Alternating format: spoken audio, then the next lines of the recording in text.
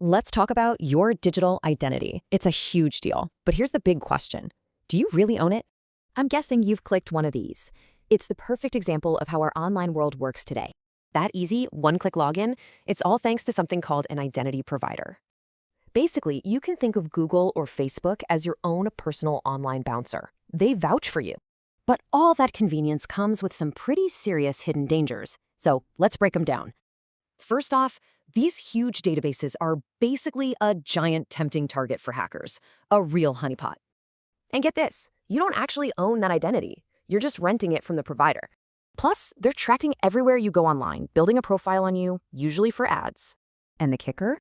If their servers go down, boom, you're locked out of everything. So yeah, these are big problems. We don't just need a patch. We need a whole new way of thinking.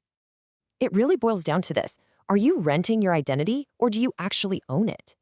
So what does it even mean to own your identity? How does this new model work? Well, instead of a password in some database, you hold cryptographic keys right on your own device. And this isn't just a small change. The amount of freedom and control you get back is incredible. This gives you 4 huge advantages. You're the owner, it's private, it's secure, and it's way more reliable. When you boil it all down, it's about a fundamental idea of what your identity should be. Which brings us back to that first critical question you've got to ask yourself about your life online.